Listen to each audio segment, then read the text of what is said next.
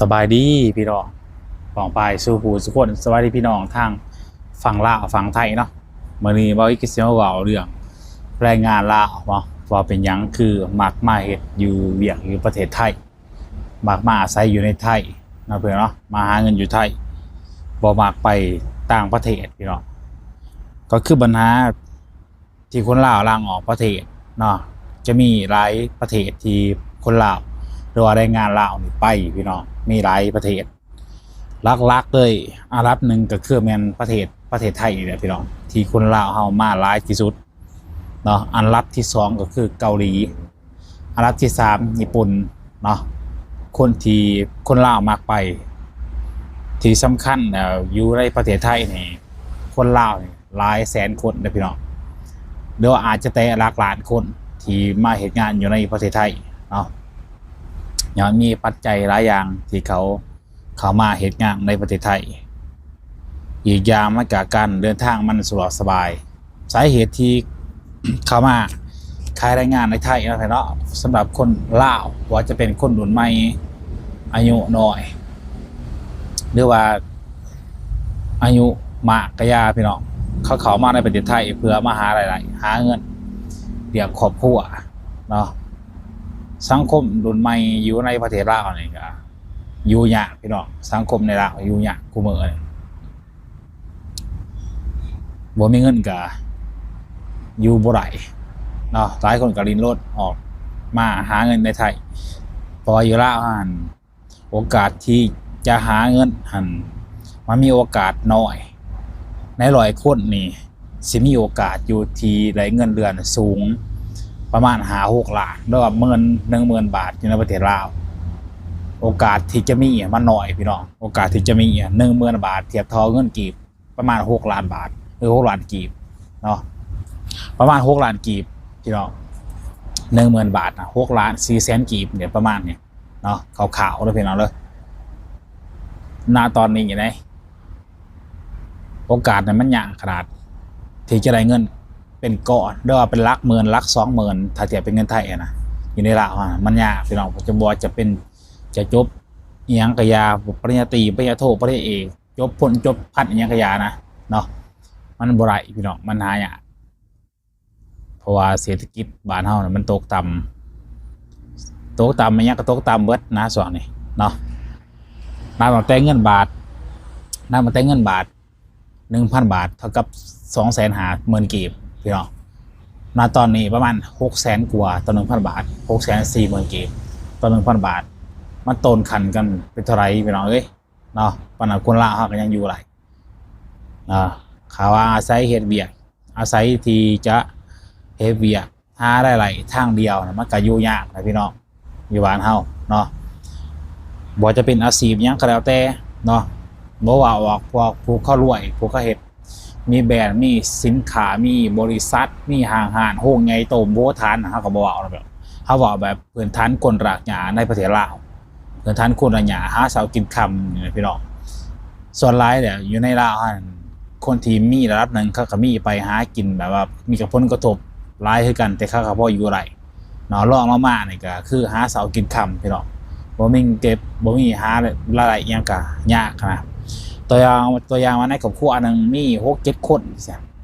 พอมีแต่คนหนึ่งหรือ2 คนที่หาเงินเขาครอบครัวหั่นน่ะหาอะไรเขามาในครอบครัวดังกล่าวมันก็ยากนะอยู่ในลาวค่าแห้งมันก็ถูกเศรษฐกิจก็บ่ดีค่าแห้งนี่โคนถูกก็เลยอยู่ในลาวมาเทียบใส่ไทยนี่200นี่โอ้ยถือว่าสมควรไทยอยู่ในลาว100 กว่าบาท200ถือว่าสมควรนะ200 บาทอยู่ในลาวอะไรถ้าเอาเฮ็ดงานอยู่ในลาวนะพี่น้องวันหนึ่ง200 บาทถือว่าสมควรเนาะ268 แสน 8ต่อวัน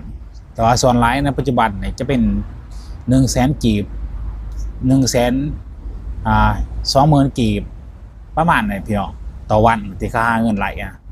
แล้วคนที่เขาบ่ได้เฮ็ดเวียกเฮ็ดงานที่ไหลบ่ถึง120,000 กีบมันมีหลายบาทเนาะเฮ็ดให้พี่น้องเขาน่ะมันอยู่บ่ได้อยู่ลาวเนาะพอที่อยู่ได้ก็อยู่ไปนะเพราะเศรษฐกิจมันตกต่ำค้าขายหยังก็บ่ได้สิเฮ็ดจะได้มันก็มี2 ทางเข้ามาหั่นแหละเนาะ สำหรับคนหลากหญ้านั้นมันก็เขาก็จนปัญญาอะไรพี่น้องสำหรับคนหลากหญ้าคนจนเนี่ยมันบ่มีหยังเป็นต้นทุนอีหยังขนาดเนาะขนาดเงินล้านกีบมันยังบ่มีนอนเฮือน1 ล้านกีบ 2-3 พันบาทนอนเฮือนมันยังบ่มีเนาะมันนี่มันก็หลายคนเขาก็อยู่บ่ได้เนาะพี่น้องตามบ้านนอกขอหน้าหรือว่าอยู่ในเมืองลางกาวนะมันก็อยู่บ่ได้อยู่ยากสังคมบีบบังคับแต่ค่าฟืนค่าไฟค่าน้ำค่าไฟมันก็ทุกอย่างมันก็แพงขึ้นไปเบิดนะเศรษฐกิจก็ย่ำแย่คำว่าในค่าฟืนค่าน้ำค่าไฟเนี้ยมันก็ใส่ชีวิตมันก็ยากลำบากเพราะแต่ละอย่างมันก็แพงขึ้นเบิดการใช้ชีวิตประจำวันทุกอย่างใส่เงินมันแพงขึ้นกว่าเก่าหลายพี่น้องเนาะขนาดว่าคนไทยอยู่ในประเทศไทยนี่หลายคนก็บ่นว่าของแพงเนาะแต่ไปเทียบเส้นในลาวมันแพงกว่าไทยหลายเท่าพี่น้องค่าครองชีพแต่ว่ารายรับมันน้อยกว่าไทยหลายเท่าอีกมันตรงกันข้ามกันเพราะฉะนั้นมันก็มีหลายคนหลายครอบครัวที่เขาอยู่บ่ได้เนาะตามบ้านนอกของหน้าหลายคนก็เอาลูกเอาผัวมาว่ากับบ่มีเงินห้องรับที่จะเฮ็ด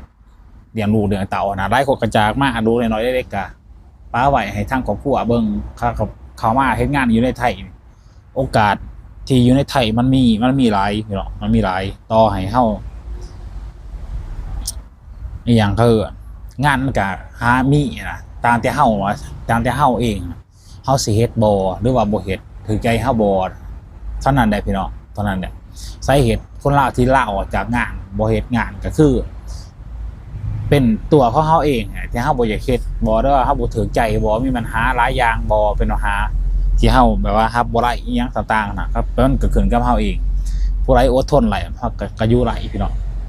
มันก็มีปัญหาบ่สมองสุบอนนะมาการเฮ็ดงานบ่จะอยู่บ่ไหนเนาะ